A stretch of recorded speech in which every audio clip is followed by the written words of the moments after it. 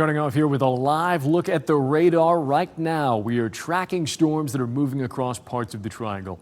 Good evening and thank you for joining us. I'm Eric Miller. It's a WRAL weather alert day because of the dangerous heat we started off with. Now we're keeping an eye on severe storms this evening. Meteorologist Grant Skinner is in the WRAL Severe Weather Center with the latest on both. Grant. Yeah, we have some showers working their way through the triangle right now, so I want to start with a zoom-in look on that. You can see some scattered showers now moving over Wake Forest, Durham, Chapel Hill, slowly working their way north and east. A couple of flashes of lightning just west of Lewisburg as well. And then to the north over Creedmoor, Stem, some light showers, again, some flashes of lightning here and there, so make sure to move indoors if you see that. Also something brand new that I'm watching now just to the northeast of Clinton. This looks like it was just issued within the past couple of minutes. I noticed that with the zoom out view of radar into southern Wayne County, right along 117. We have a new severe thunderstorm warning issued likely until 6:30 or 6:45. I would assume it's probably going to be for wind gusts up to 60 miles per hour, heavy rainfall, and very frequent lightning. I'll check on that, the latest details of that, and I'll bring that to you here in the next 10 to 15 minutes. But again, just northeast of Clinton, a lot of lightning moving towards I-40 and moving into southern Wayne County. A zoom out view, some more severe storms back to our west. I'm going to watch and see if those hold on. If they do, they could make their way into our western spots. Look at some of these totals, up to 1.5 inches to 2 inches plus for some spots. So some much needed rain. Some rain fell in Franklinton not too long ago, but right now just some low cloud cover. The rain also cooled us off. Look at all these spots in the 70s, much cooler there. In the 90s for other spots that haven't seen as much rain. But we hit 102 in Fayetteville before that rain. That broke a record. I'll let you know how long the heat sticks around for this week. Also, when you could expect to see even more rain chances this week. That's coming up. I'm Elizabeth Holmes in the WRAL Live Center, where we are starting to get pictures of storm damage. We want to show you this picture. This is from North Raleigh. This was taken on Valley Lake Drive near Lynn Road. You can see a huge tree down there in the roadway, and we were told that it was causing a power outage. Take a look at this. This is a live look at Duke Energy's power outage map right now. Several pockets of outages. 2,000 customers right now without power close to Crabtree. South of Raleigh, around 300 customers without power just south of I-40. And then if you look over closer to Chapel Hill, 430 customers without power. This is something that we'll continue to monitor as the storms roll through. Elizabeth, thank you. You, of course, can download the new WRAL weather app. Turn on alerts to get notified about severe weather in your location. It's free wherever you download your apps. Today, the Chatham County Sheriff's Office was back out searching for a missing teenager at Jordan Lake. This is video from this afternoon as deputies were searching the water. Their search began around 6:30 last night. The teen was on the lake with family when they began struggling while swimming. Multiple jurisdictions are now searching for that teen. We'll share any updates as we get them. Fireworks are being blamed for a massive fire that damaged a home on Lake Gaston. It happened around 9:30 last night on Hummingbird Lane. Warren County officials say improperly discarded fireworks started the fire. Nobody was home at the time, and none of the firefighters involved in fighting those flames were hurt. The house is considered a total loss. New here at 6, the person who was injured in a fireworks mishap at the Wilson County Fairgrounds is now out of the hospital. We spoke with one man who says he was there at that event with his family. He pulled out his phone to record the finale when something went wrong. I normally record the finale because it's different every year. Well, as soon as I started recording, that's what started going down, was in the video. They were exploding on the ground. And my initial reaction to it was, that's not right.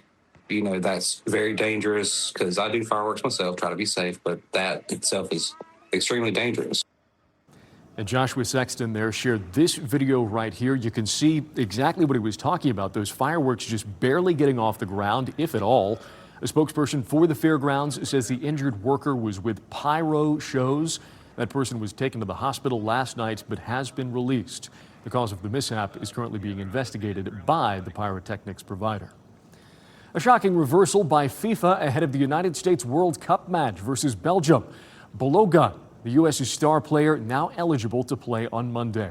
The WRAL's Pat Welter joins us live in studio now to explain how exactly FIFA arrived at this decision, Pat.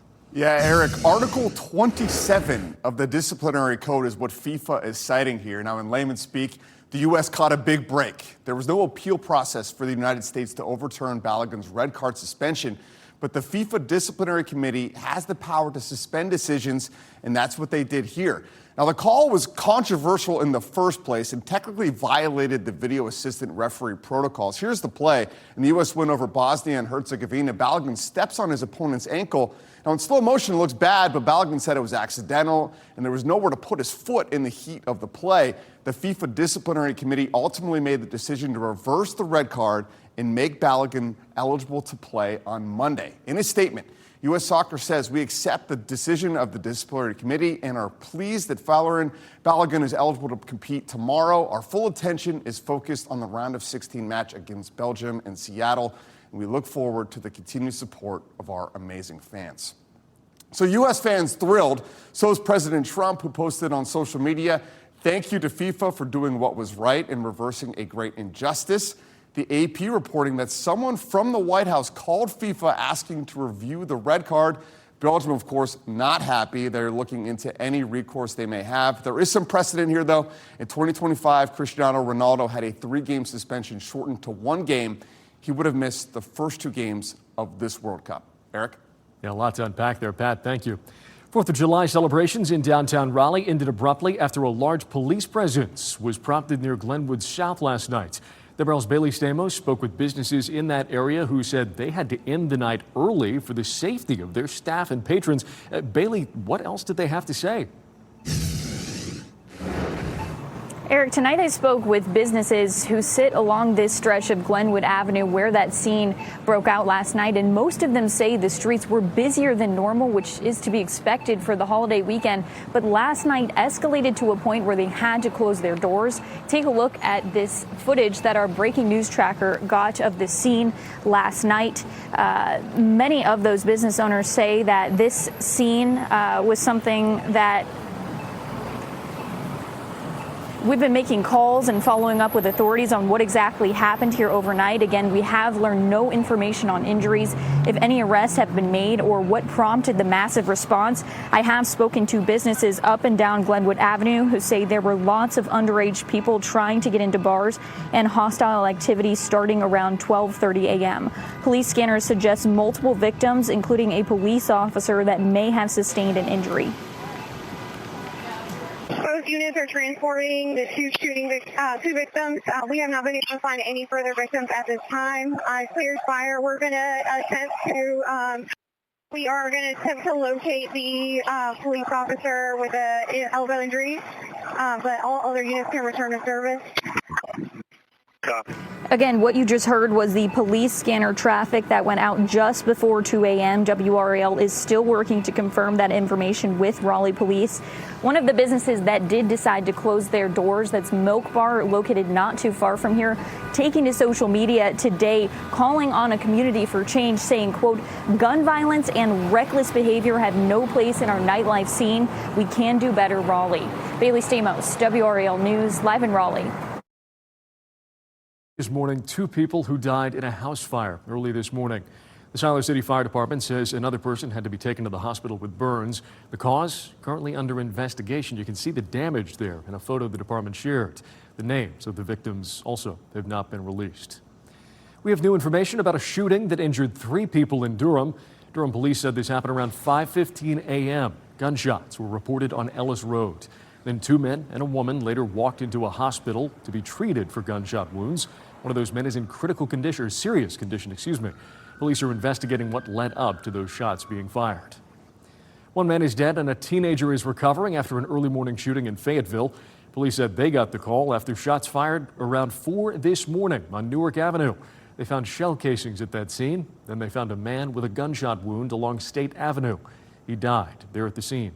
Police say the teen is expected to be okay. There's currently no threat to the public. Still to come here, heading home. The 4th of July travel rush isn't over yet. The turbulent day for some. Next. Some major World Cup news now here in the WRAL Live Center. Norway has knocked out Brazil in the World Cup. Erling Haaland scored both goals. He is quite the celebrity with the Norway team. Now, this is kind of shocking. Brazil is usually a top pick. They have won the World Cup 5 times. They haven't won those since 2002. England and Mexico will kick off later at 8 p.m. Just going to say Holland was inspired by that Canes game he attended. Elizabeth, thank you very Absolutely. much. All right, today marks the last big travel day for the 4th of July weekend. AAA projects more than 72 million will have hit the roads or the skies this year, surpassing last year's records. The WRAL's Kirsten Clark spoke with people at RDU, making the journey home on one of the busiest days of the year. We've seen a steady stream of travelers making their way through RDU, rushing back home post July 4th. And many of them planned their trips around what was expected to be a record-breaking week. It's the reason Madison Taylor and her family arrived at RDU long before her flight home to San Francisco. We left 2 hours early to get here from Fort Bragg, just expecting there to be traffic, and we didn't run into any. So now we're here early, but that's totally okay. Lines for checked bags and security were moving along inside Terminal 2. TSA prepared to screen 130,000 people over the holiday weekend at RDU, with checkpoints fully staffed and prepared to handle the large passenger volume. Taylor says her experience at SFO wasn't as smooth for her trip here on Thursday. It took me longer to get through security than it has in a very long time. And we heard a similar story from Eric Johnson, who we met at baggage claim after touching down from Atlanta. He flew out from RDU on Friday. This is the first time I ever had to park at the very top of the parking garage. I didn't know there was a top to it. I learned that this weekend because there was so many people here. As for his return home, coming back was more of an issue than getting there. Just a lot of people moving around, or like everything's moving slow. The new TSA down there was taking forever. Meanwhile, AAA projected more than 61 million people to travel by car for the holiday, with heavier than usual congestion at peak times. The traffic was bad on the road. A lot of people were on the road. To avoid that rush, AAA suggests making the road trip back home on Monday or Tuesday. For those still awaiting a flight today or tomorrow, it's always a good idea to arrive early and to check your flight status with your airline. At RDU, Kirsten Clark, WRAL News. Taking a live look now from Sug Farm in Holly Springs. The gates are officially open for their 4th of July celebration tonight. The event will feature live music, food trucks, and fireworks. Organizers say the event is going to go forward, rain or shine. And Grant, I got to say, we do actually have some rain out there, including here at the WRAL studio. I heard it drumming on the roof just in the last hour. Yeah, so we had some heavy rain at first, then now some light rain working its way over the triangle right now. Holly Springs got a decent batch of rain earlier. Thankfully, that light rain is slowly working its way out of the area. The attention turns to some of these storms back to the west that are working their way east. We'll have to see if those hold on throughout the rest of this evening. I do want to check on that severe storm that's working its way into southern Wayne County. I mentioned this is probably till 6:30 or 6:45. It is issued till 6:45 p.m. this evening. It's for far southern portions of Wayne County, so this is going to be for just south of Goldsboro. A lot of lightning with this, a lot of heavy rain as well. You could see some brief wind gusts that reach up to 60 miles per hour, so just keep that in mind. This is a view from Clinton looking towards that shower and storm. You can kind of see the low cloud cover and the dark clouds from that heavy rain working its way through the area. I want to show you this photo as well out of Southern Pines. 2 inches of rain falling in just a short period of time.